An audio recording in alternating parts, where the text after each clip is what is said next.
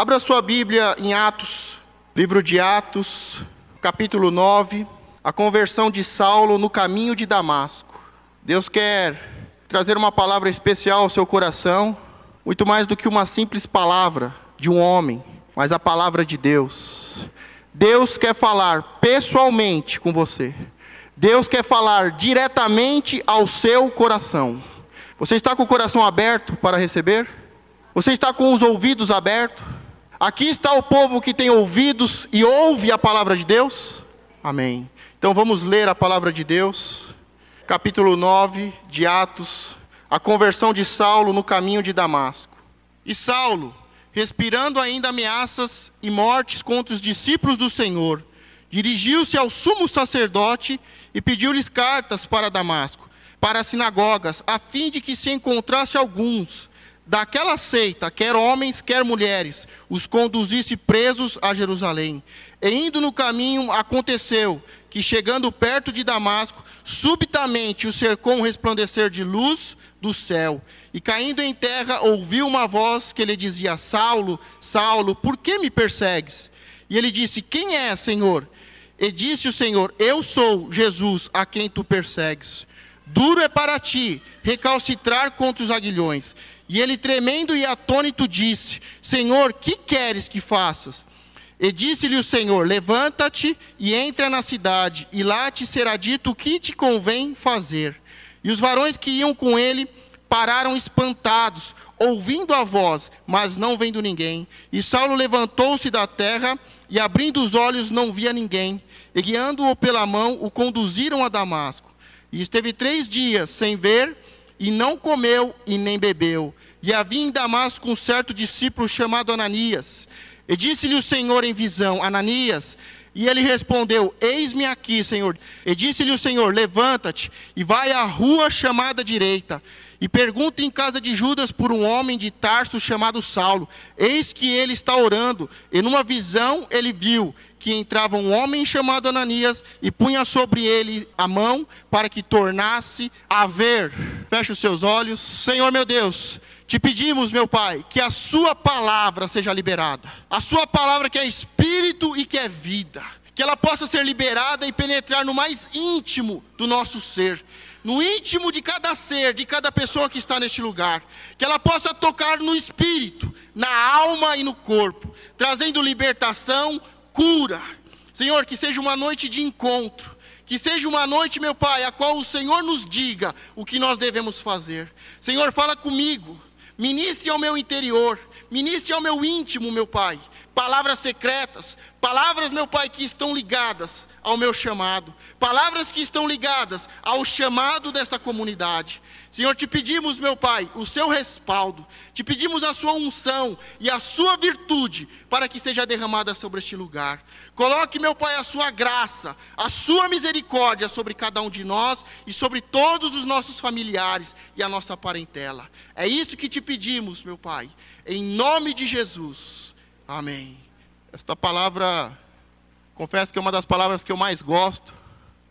Falar sobre a conversão de Saulo, sobre o chamado dele, o que aconteceu nos momentos em que Deus falou com ele e nos dias que se seguiram, para mim é muito especial. Para mim, além dele ser um grande homem, foi um grande evangelista. E toda vez que Deus me dá a palavra e quer me falar algo sobre a vida desse grande homem, desse grande evangelista, eu sei que Deus vai fazer grandes coisas. O grupo de louvor ainda, o último louvor que eles cantaram, que nós adoramos, dizia sobre o Espírito, sobre o Pentecostes. Jesus veio a essa terra e ele tinha uma missão a cumprir. E muitos acreditam que a missão de Jesus era vir a essa terra para morrer e ressuscitar. Mas isso é um engano. Jesus não veio a essa terra para morrer e ressuscitar. Este não é o chamado de Jesus.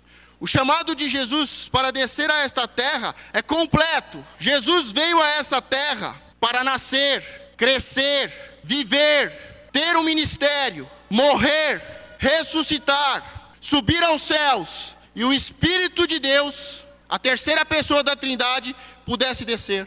Então não podemos limitar o ministério de Jesus, dizendo que a obra de Jesus, a obra expiatória de Jesus era morrer na cruz. Isso não é verdade. A obra de Jesus foi completa.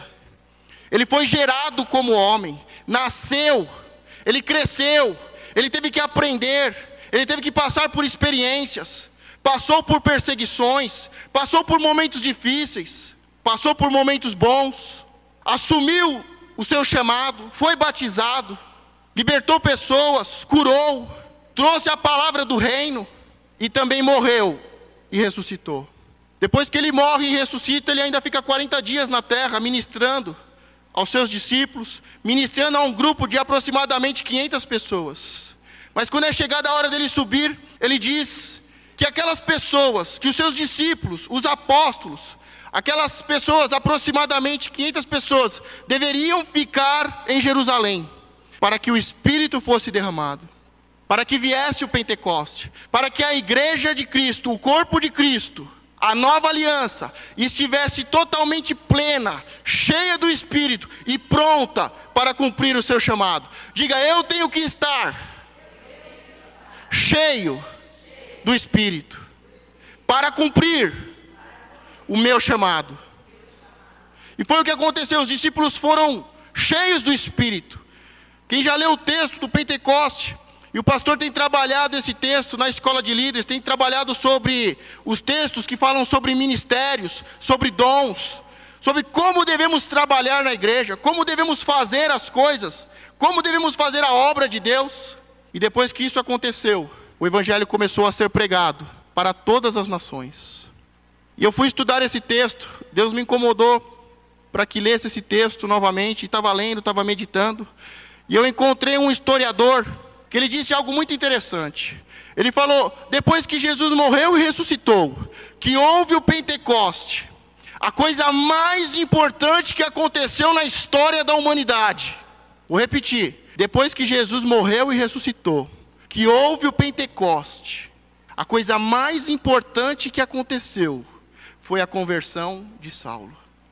E isso me trouxe uma indignação, porque olhando aquele historiador, eu tive que concordar com ele. Primeiro, que ele é um grande historiador. Ele sabe o que ele está falando. Ele sabe o que ele está relatando. Analisando a história, ele tem todas as possibilidades de dizer e de afirmar, e que é verdade. A coisa mais importante que aconteceu na história da humanidade, até hoje, foi a conversão de Saulo. Ao mesmo tempo que me dá muita alegria, me dá muita tristeza, me dá uma angústia, porque praticamente 2000 anos, mas nada aconteceu de importante.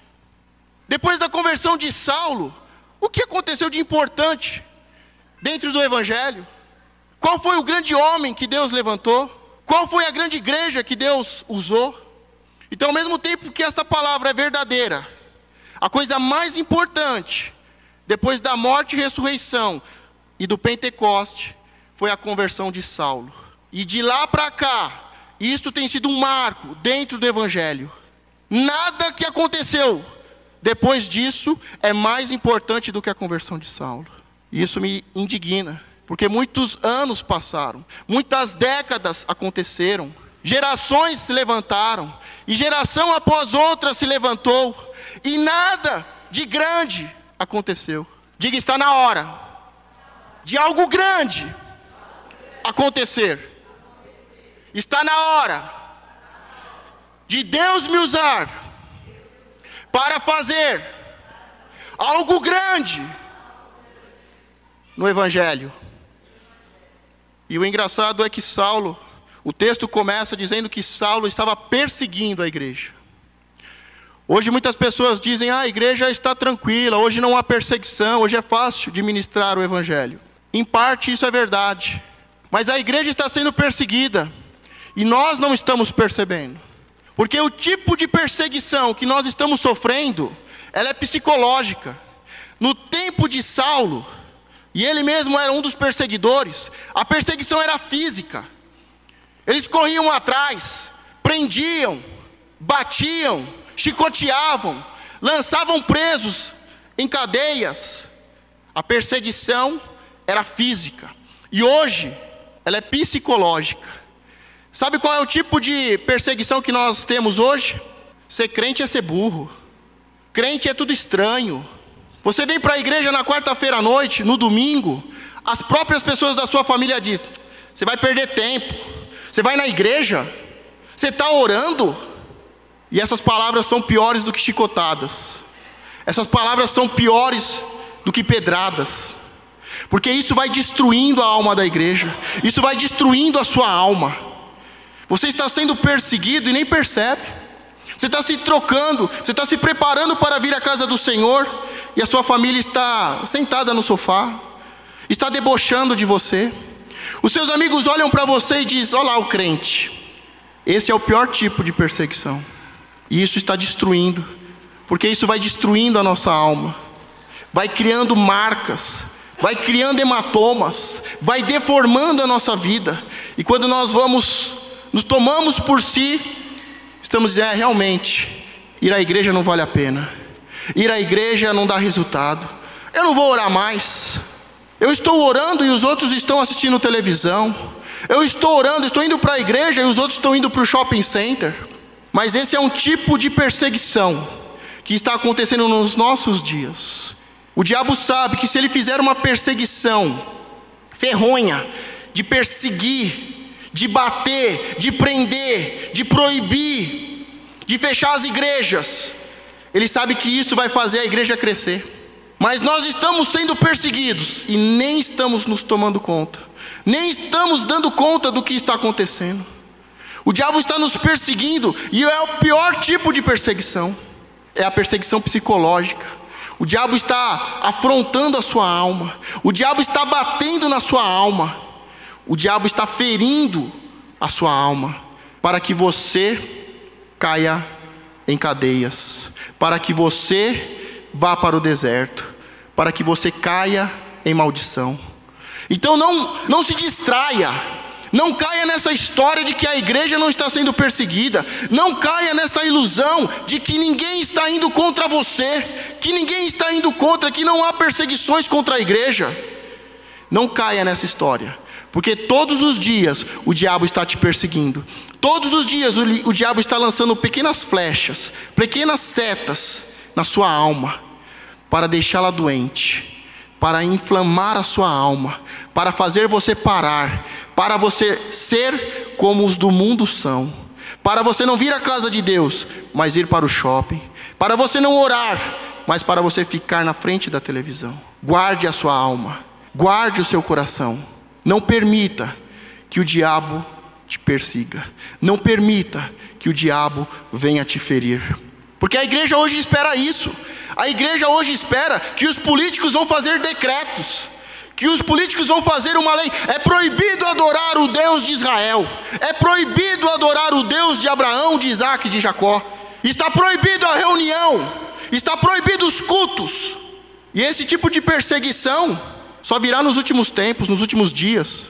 Esse tipo de perseguição só vai acontecer quando a igreja estiver totalmente doente, quando os açoites forem tão fortes psicologicamente, quando tomamos tanta pedrada, tanta chicotada na alma, que quando vierem perseguir nós vamos falar assim: tudo bem, pode fechar a igreja, pode fechar, não, eu não vou orar mais, eu não vou orar mais, eu não vou fazer mais nada, não, eu não vou mais para a igreja, eu não vou mais adorar a esse Deus.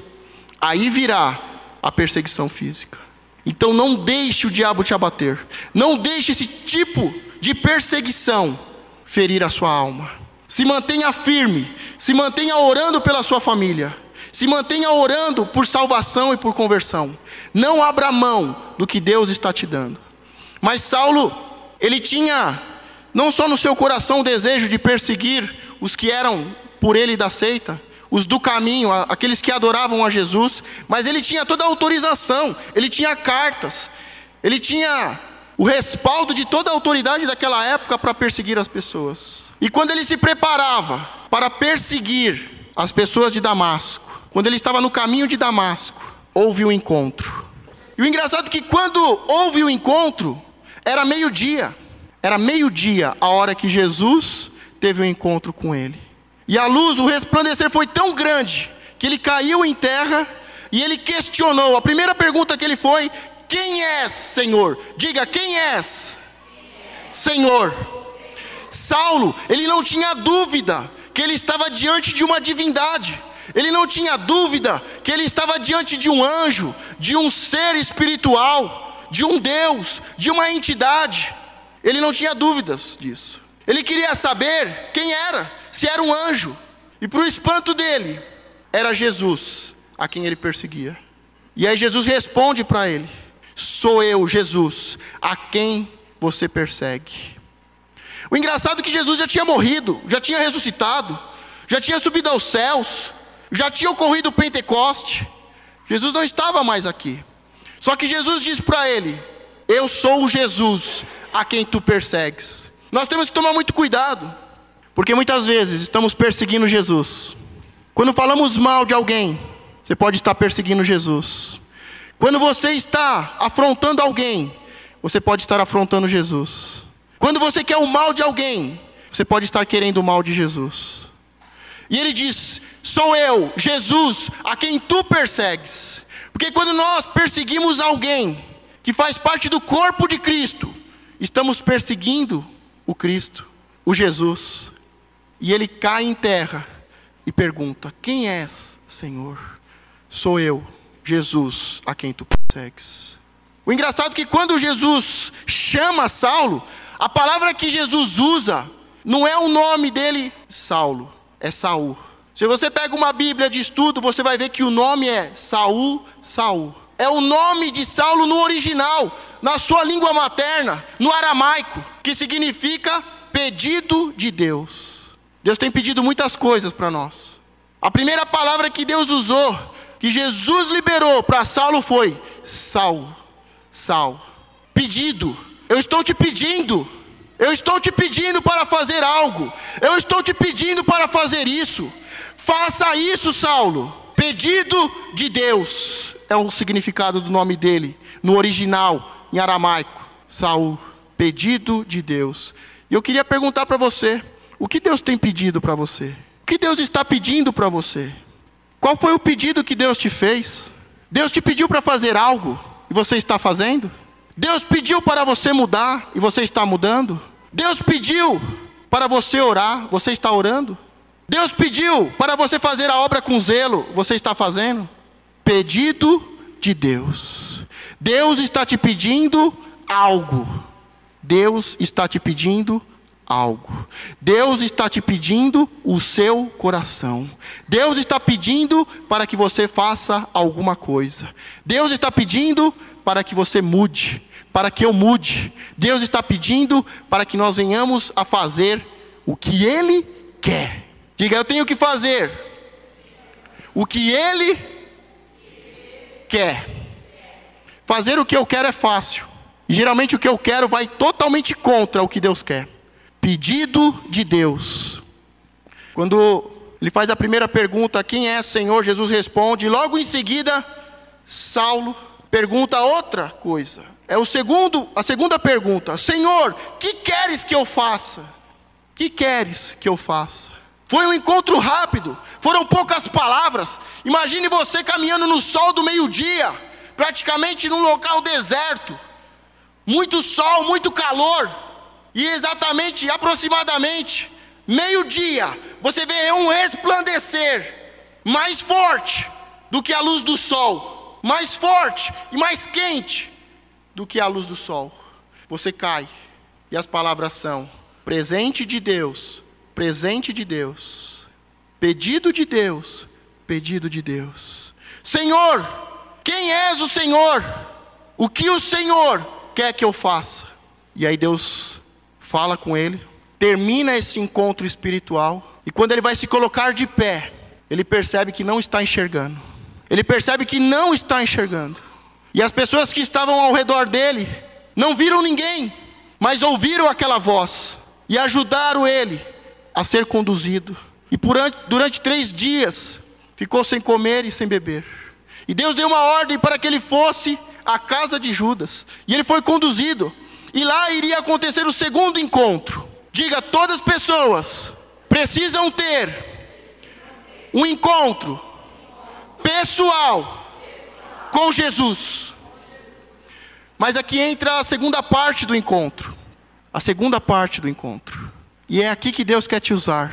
Nós podemos olhar o texto e dizer, depois desse encontro, imagine essa pessoa, imagine esse homem, um homem mau, um homem que perseguia, que torturava.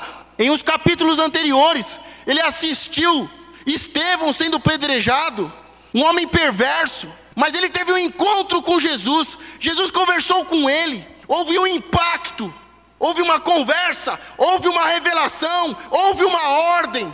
Nós podemos dizer, tudo está feito. Jesus fez tudo. Jesus fez tudo. Jesus teve um encontro com ele. Jesus se manifestou com a sua graça, com a sua glória. Jesus conversou com ele. Jesus se identificou, eu sou o Cristo, o Jesus que você tem perseguido. Saulo pergunta para Jesus o que ele quer. Jesus dá as ordens, dá a diretriz. Nós podemos dizer, tudo está feito. Mas não é assim que Deus trabalha. Diga, Deus quer me usar.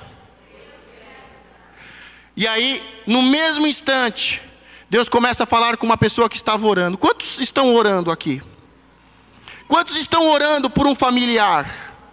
Quantos estão orando por um amigo, por um colega? Então você está preparado para ouvir Deus falar com você. Porque Deus vai falar com você que está orando, com você que está buscando. E a Bíblia diz que Ananias estava orando. Eu fico imaginando as orações de Ananias. Não revela ali as orações de Ananias. Não revela. Só diz que ele estava orando. Eu não sei quais são as suas orações. Eu não sei por quem você tem orado. Eu não sei quais são os motivos que têm levado você a se prostrar, a adorar a Deus, a buscar intimidade com Ele, a expor, a derramar o seu coração, e com súplicas, e clamar a Ele por mudança, por salvação, por alguém, ou por você mesmo, pela sua família, pelas pessoas do seu serviço.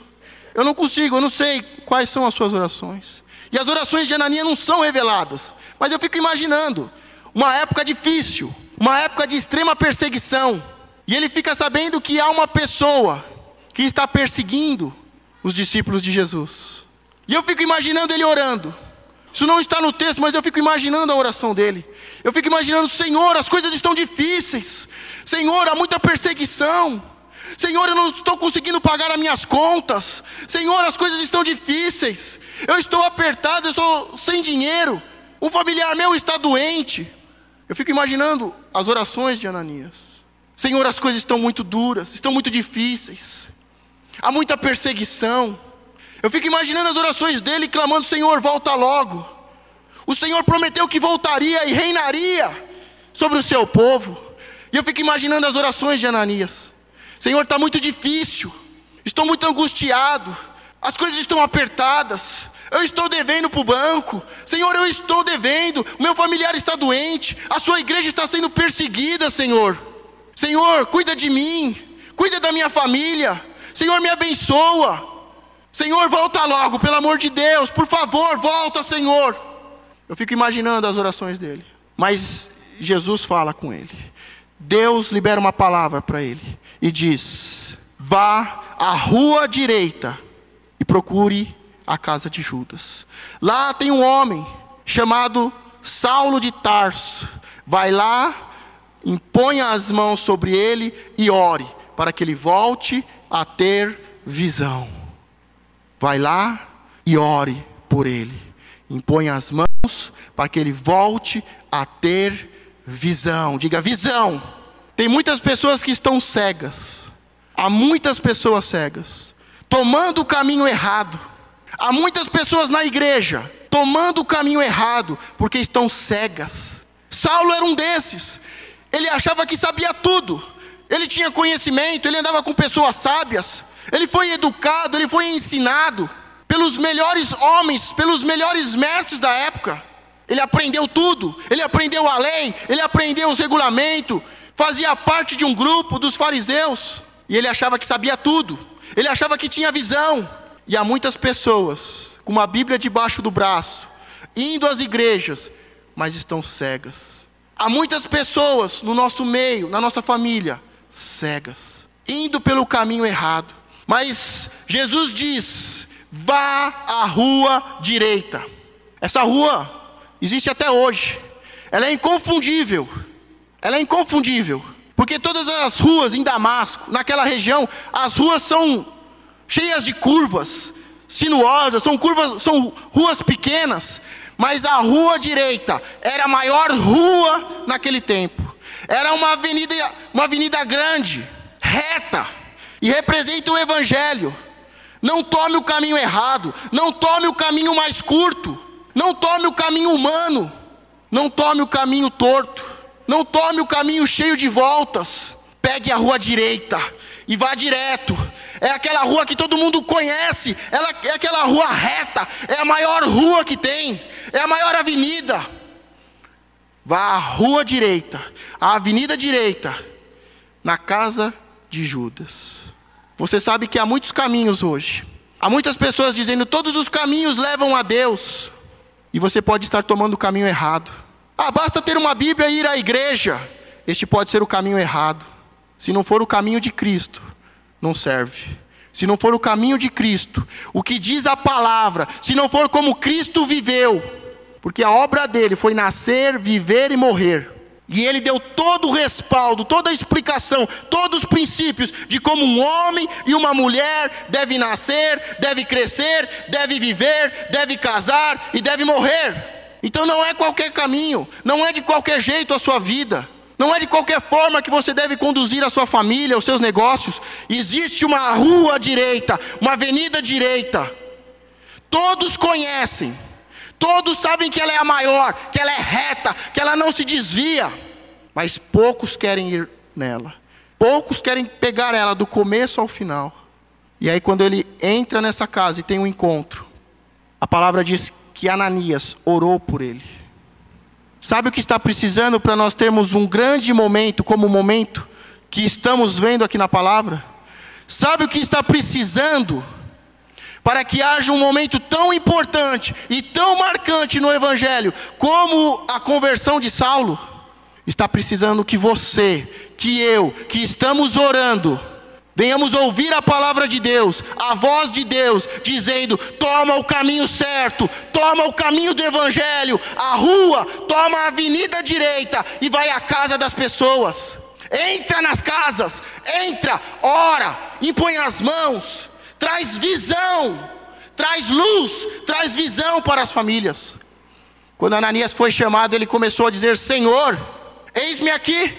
E quando você está orando, e Jesus se manifesta, a primeira coisa que brota do nosso coração é a alegria, pela luz, pelo resplandecer, pela glória, pelo chamado. Jesus mal começa a falar e nós dizemos, Senhor, eis-me aqui. Me usa, Senhor, eis-me aqui. E Jesus diz, tem um homem chamado Saulo, de Tarso, vai ter um encontro com ele, vai orar por ele. Mas Senhor, eu já ouvi muito falar desse homem. Esse homem tem perseguido a muitos, não importa se é homem ou mulher, ele tem perseguido, ele tem batido, tem lançado cadeias, tem levado às prisões. As pessoas que estão te perseguindo são as pessoas que estão ao nosso redor. As pessoas que estão me perseguindo, que estão te perseguindo, que estão perseguindo a igreja de Cristo, são as que estão ao nosso redor. Nós conhecemos ela. Quando Jesus fala, vai lá na casa de tal pessoa, vai lá na casa do seu parente, você sabe quem é. Você sabe onde Jesus está mandando você ir. Você sabe o que Jesus está pedindo para você. Saul, Saul, pedido de Deus. Pedido de Deus. E aí ele dá todas as justificativas. Ele passa todo o relatório de Saulo. E Jesus diz, vai lá. Porque ele é o escolhido. Eu escolhi ele para ser um vaso usado por mim. Sabe quem Deus quer usar para mudar a história da sua família? Deus está procurando pessoas para mudar a história da nossa geração. E você conhece essa pessoa. Você tem orado. E Deus tem mostrado para você. E eu estou aqui para fazer um desafio. Eu sei que quem Deus está falando para nós irmos lá é a pessoa que debocha da gente. É o seu familiar que goza de você. É aquele que diz, eu sou mais esperto que você. Enquanto você está na igreja, eu estou me divertindo. Enquanto você dá a sua oferta na igreja, eu estou gastando com bebida, com drogas, com prostituição. São essas pessoas que estão nos perseguindo, que estão perseguindo a igreja, que estão ao nosso redor, que nós conhecemos e sabemos quem eles são, que nós sabemos o que eles têm feito. É essas pessoas que Jesus está nos enviando para orar por elas. E eu estou aqui para te desafiar, porque se tem pessoas aqui de oração, e tem pessoas orando e estão ouvindo a voz de Deus, eu estou te desafiando hoje, para que você possa ir lá na casa da pessoa que você está orando, de você ir lá no emprego da pessoa que você está orando, de você ir lá na escola da pessoa que Deus está te mostrando. Eu estou te desafiando a ir falar com a pessoa que está te perseguindo e orar por ela, porque essa pessoa, neste exato momento, ela está tendo um encontro com Jesus. Eu vou repetir de novo, vou falar de novo. Essa pessoa, nesse exato momento, ela está tendo um encontro com Jesus. Vou falar de novo, porque nesse exato momento, essa pessoa está tendo um encontro com o Cristo Jesus. E nesse exato momento, a palavra está sendo liberada para que você possa ir lá, orar, orar, orar, orar por ela. Ananias começou dizendo: eis-me aqui. Você pode dizer: eis-me aqui, Senhor. Me usa, Senhor. Me envia. Me dê, Senhor, ministérios e dons para que eu possa ganhar. A tua palavra diz que o sábio ganha almas, e eu vou ganhar toda a minha família. Deus tem nos dado sabedoria. Deus tem derramado sabedoria neste lugar, como nunca vi antes. Como nunca vi antes. E cabe a nós usarmos ela da forma correta. Porque se pedirmos, Ele dará de forma abundante, como tem dado, como não deu em nenhum outro lugar. Como tem dado a você, não deu para mais ninguém. Mas temos que usar da forma correta essa sabedoria, para ganhar os nossos familiares.